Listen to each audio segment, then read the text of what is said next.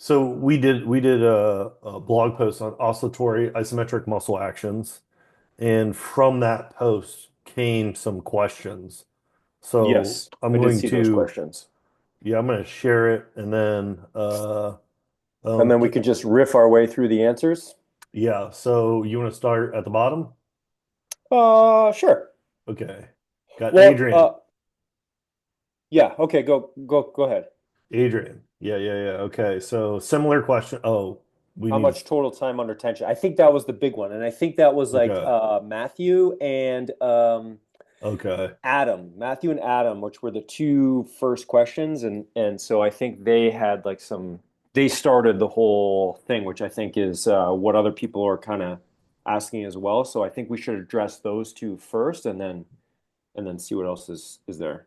Okay. So what is the specific question we're answering? How much time under tension for these things? Yeah, Adam's question was first, which is a great question. So with holding and pushing, input two threes, we're looking to achieve 2 to 10 minutes time under tension over the course of the session slash day. How do the times change for oscillatory isometrics?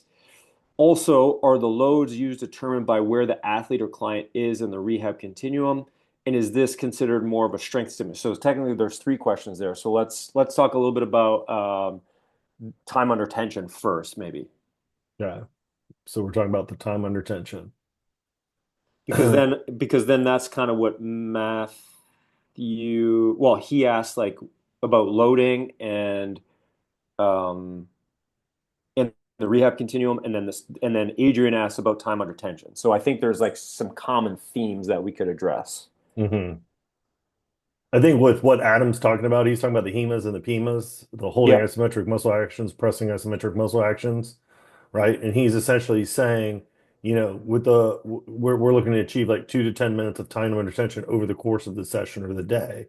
Yes. Okay, so essentially, he's referring to the internal isometric continuum, which is Correct. that's where the HEMAs and the PEMAs live.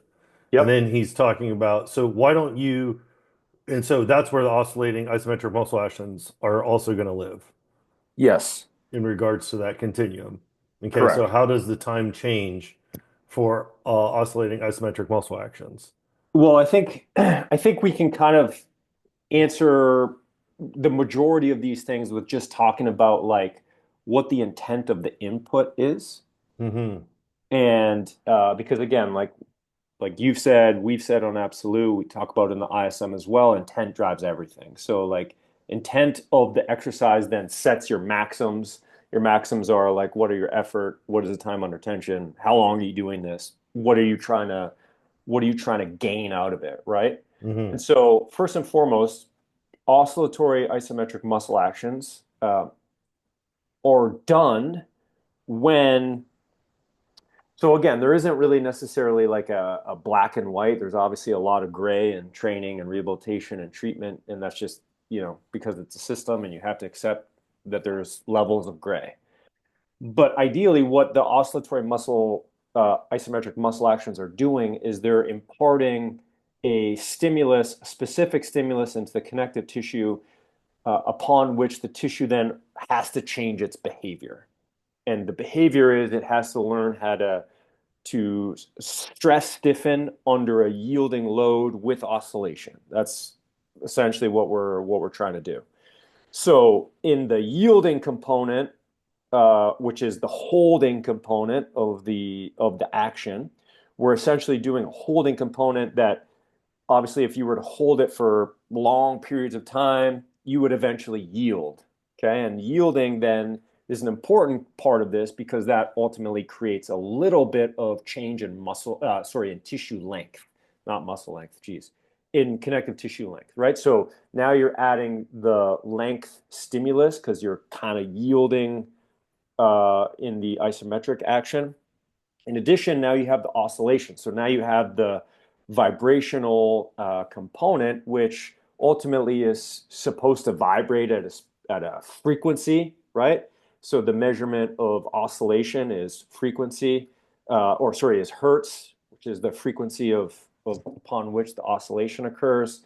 And so that is to impart a vibrational stimulus into the connective tissue by which it has to then kind of stiffen under more lengthening load. Okay, so every time you get that oscillation, it's creating a yielding effect on the tissue upon which the tissue is already being held at a particular angle. So then you get this holding effect plus oscillation.